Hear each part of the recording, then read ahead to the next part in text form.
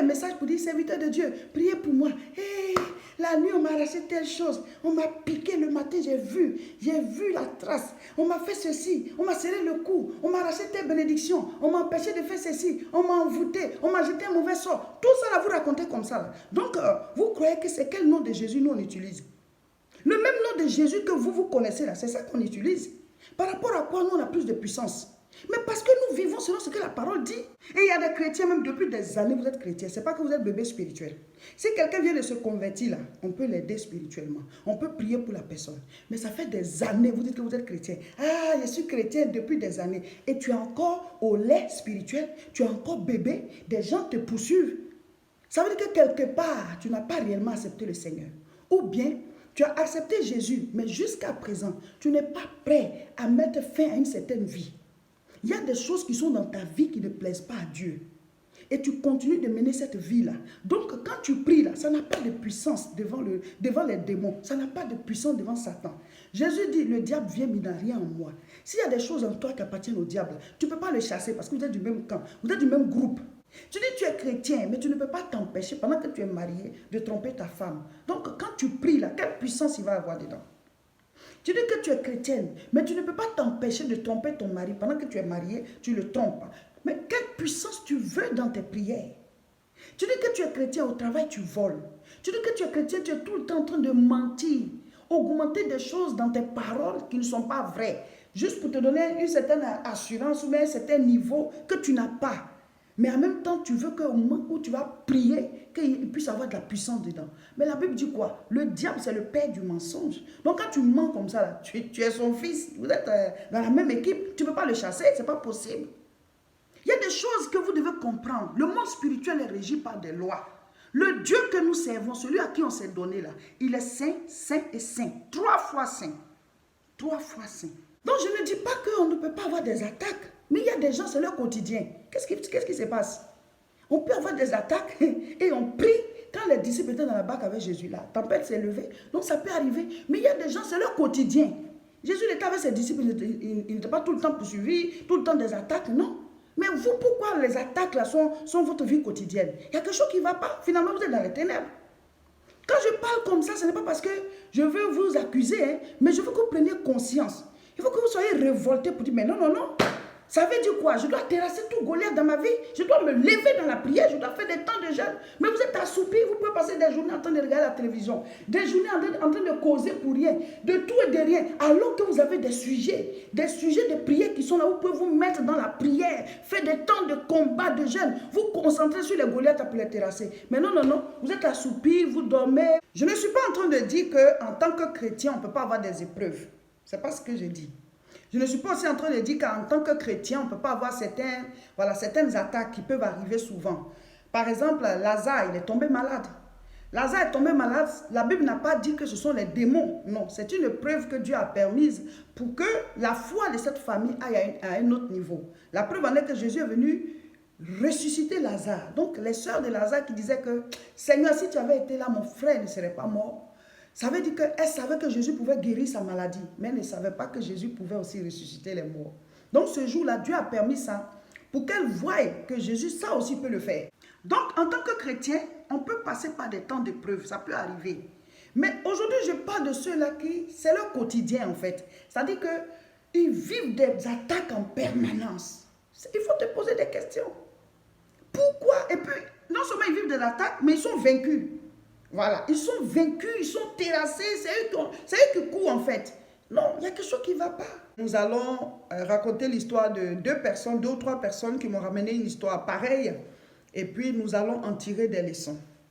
Alors, comme d'habitude, on va garder l'anonymat.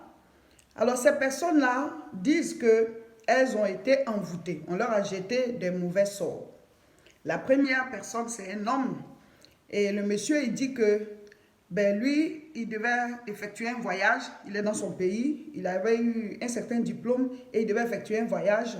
Et tout le monde est parti. Ceux avec qui il devait partir sont partis. Lui, quelque chose s'est passé. Il n'est pas parti. Et il a fait les courses. Jusqu'à présent, il n'est pas parti. Et puis, il y avait encore d'autres choses qu'il devait obtenir. Chaque fois, c'est comme ça. Voilà, les autres ont et lui, il n'a pas. Pourtant, il dit qu'il est chrétien.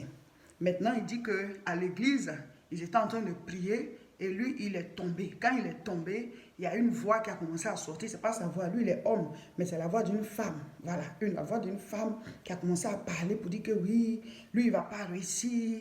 Elle aurait envoûté, elle lui a jeté un mauvais sort. Il va tourner en rond, il sera misérable. Et même, elle lui a donné aussi une maladie et tout ça. Et donc, lui, sa vie, là, ce sera comme ça. Et donc, il dit qu'il a traîné. Quand les gens ont prié pour lui et quand il s'est relevé, il ne savait même pas qu'il avait raconté tout ça. Il y a une autre personne aussi, c'est une jeune fille. Elle aussi, pareil. Elle dit que chaque fois qu'elle doit se marier, voilà, elle avait 2 fiancés. Pas à la fois. Hein. Le premier fiancé, voilà, ils ont cheminé, mais ça n'a pas abouti. Deuxième fois encore, pareil. Et elle aussi, un jour, on priait. Elle n'est pas tombée, mais quelqu'un aurait mis la main sur elle et la personne a raconté que voilà, il y a telle chose que je vois des blocages devant toi. Et tout ce que l'homme de Dieu qui a mis la main sur sa tête, tout ce qu'il a dit là, c'est comme s'il était même dans sa vie. Parce qu'effectivement, c'est ce qui lui arrive. Voilà.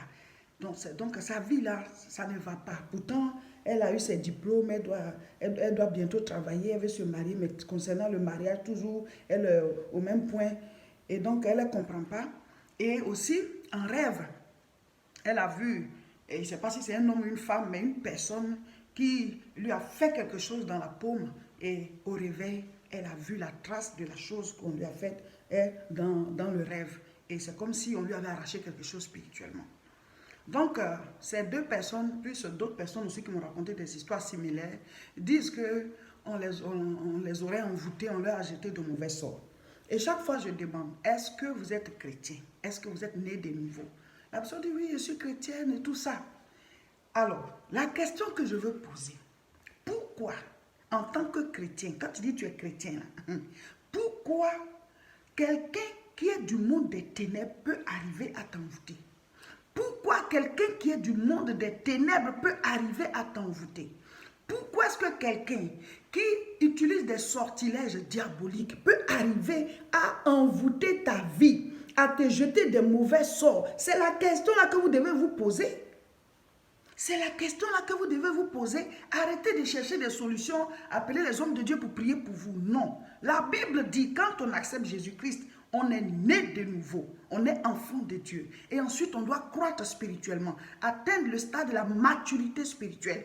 Il dit, tu es pierre, sur toi je bâtirai mon église. Tu dois arriver à un stade de maturité. Pourquoi les gens arrivent à vous envoûter? Pourquoi ils arrivent à vous jeter des mauvais sorts? Interrogez-vous sur votre propre vie spirituelle. Vous ne vivez pas selon la parole de Dieu. Vous êtes chrétien, vous voulez marcher selon les lois de ce monde. Vous êtes chrétien, vous voulez vous comporter comme les païens. Les païens mentent, vous mentez. Les païens volent, vous volez. Les païens commettent la fornication. Vous aussi, vous commettez la fornication. Vous faites pareil avec les païens. Mais ce qui va leur arriver, c'est ce qui va vous arriver aussi. On ne peut pas faire 2 poids 2 mesures. Les mêmes causes créent les mêmes effets. Si ce que les païens font, tu le fais. Mais le résultat, c'est ce que tu vas avoir. La Bible dit, Jésus-Christ lui-même, il a déclaré, je suis la lumière du monde. Si quelqu'un me suit, il ne sera pas dans les ténèbres, mais il aura la lumière de la vie. Il y a la lumière et puis il y a la lumière de la vie. Beaucoup ont dit, oui, j'ai accepté Jésus comme ça. Mais ils n'ont pas appliqué la vie chrétienne, la parole. Jean-Baptiste a dit quoi? Produisez du fruit digne de la repentance. Zaché, quand Jésus est rentré chez lui, il a commencé à libérer des choses. Il dit, bon, je donne ceci à cela. Jésus dit, le salut est entré dans cette maison. Le salut n'est pas encore réellement rentré chez vous. Sinon, Satan va faire comment pour t'envoûter? Vous voyez, le monde spirituel, là, il y a 2 niveaux. De l'autre côté, là, il y a les serviteurs de Satan, les démons, Satan lui-même avec tous les suppôts, les sorciers et tout ça. Et de l'autre côté, il y a le Dieu créateur du ciel et la terre. L'admirable conseiller, l'étoile brillante du matin. Dieu le Fils, Dieu le Père, Dieu le Saint-Esprit. Vous voyez? Et puis il y a les anges. Maintenant, tous les êtres humains qui sont sur la terre, soit tu es influencé par le royaume des ténèbres, ou bien tu es influencé par le royaume de la lumière. Jésus dit, je suis la lumière du monde. Le royaume des ténèbres n'a pas autorité sur le royaume de la lumière. Parce que Dieu est tout puissant. C'est lui le créateur de toutes choses. Satan et Dieu ne sont même pas au même niveau du tout. Ils ne sont pas au même niveau. C'est Dieu qui a créé Lucifer. Et Lucifer a décidé de devenir mauvais. De la manière dont il a créé Adam, puis Adam a décidé de pécher là. C'est comme ça. Donc il est devenu mauvais, il est devenu l'incarnation du mal. Donc tout ce qui est mal, ténèbres là, c'est pour eux. Et donc Dieu, il a créé l'enfer, la géhenne, pour les mettre dedans. Donc la fin là, c'est la damnation. Donc ils sont là pour un temps et à un certain moment, ils seront damnés pour toujours. Mais là, ils ont déjà été chassés du ciel. Donc eux, ils cherchent à pervertir la race humaine pour les accompagner en enfer. Donc tous ceux qui peuvent utiliser entre nous les êtres humains là, pour attaquer d'autres, pour assujettir d'autres, pour détruire la vie des autres, ils le font. Satan, le diable, il a proposé à Jésus, il dit, prosterne-toi et adore-moi, je te donne la gloire du monde. Mais lui qui lui a donné la gloire du monde, c'est Adam. Dieu a donné la terre à Adam. Et Adam a obéi à Satan. Il a mangé ce que Dieu dit de ne pas manger. Satan lui a dit de manger, ils ont mangé. Donc du coup, il y a eu un transfert de bénédiction. Un transfert de ce qui nous appartenait à l'autre côté. Celui qui vient te faire chuter là, il sait pourquoi il vient te faire chuter. Vous qui êtes là, puis des gens viennent coucher avec vous pour rien, des gens vous mettent dans le péché, ils vous amènent à voler, ils vous amènent à critiquer, ils vous amènent à vous moquer de certaines choses. Vous ne savez pas qu'il y a une barrière spirituelle que Satan veut briser afin d'obtenir quelque chose qui est à vous. C'est comme ça. Donc, il y a eu un transfert des bénédictions de l'autorité d'Adam vers Satan. Et donc maintenant, Satan dit à Jésus, si tu te prosternes et tu m'adores, je te donne tout. Mais ce qu'il ne sait pas, c'est que Jésus, tout ça, ça lui appartient. C'est parce qu'ils avaient donné à Adam en entendant qu'Adam lui a transféré. Mais Jésus-Christ l'a dit, attends, tu vas voir. Il est mort, il allait dans le tombeau. Il est allé là-bas, il a vaincu tout ce qui, Satan et tout son royaume. Il a récupéré les clés de la mort et les clés du séjour des morts. Il est remonté vivant, alléluia. Il est remonté vivant. Pourquoi il avait dit à Pierre, je te donnerai les clés du royaume? C'est parce qu'il n'était pas encore mort. Mais maintenant qu'il est mort, avant de mourir, il a dit, tout est accompli. Donc on a reçu les clés. Et puis toi, on dit, on t'a jeté des sorts, et puis tu pleures, tu cherches les hommes de Dieu pour prier pour toi. Vous êtes des chrétiens, vous ne priez pas. Vous avez la paresse spirituelle.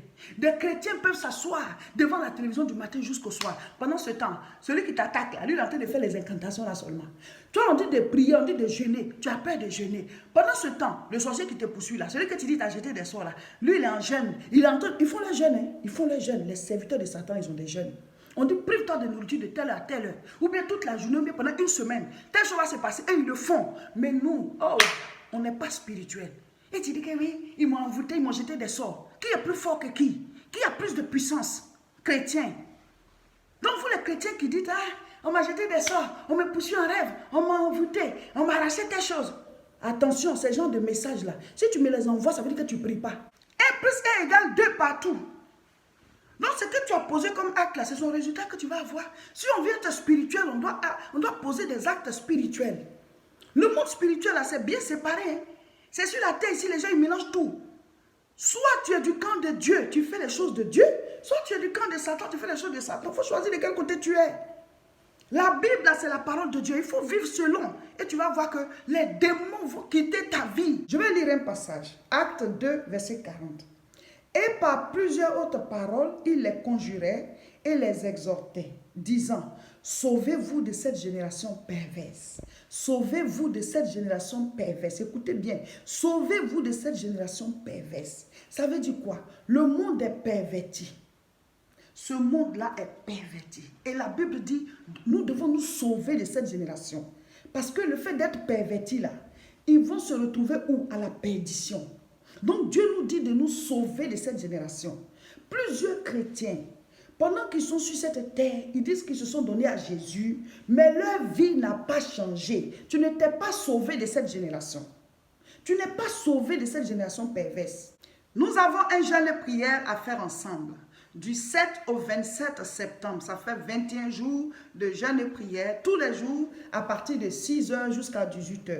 On va mettre en ligne des vidéos de prière, des vidéos d'enseignement. Donc rejoignez-nous dès maintenant, prenez la décision. Nos cultes, c'est à Tourcoing. C'est tous les dimanches de 10 h à 11 h 45. L'adresse, c'est 48 rue Saint-Omer, 59 200 Tourcoing. Et nous avons des cours dénommés l'école des disciples que nous faisons un dimanche sur 2 après le culte. Donc vous tous qui êtes dans la métropole européenne de Lille, voilà, rejoignez-nous à Tourcoing pour suivre le culte et aussi pour faire les cours l'école des disciples. Abonnez-vous à notre chaîne YouTube La Moisson TV et à notre page Facebook Réseau International Richesse, là où on fait les directs. Et partagez cette vidéo.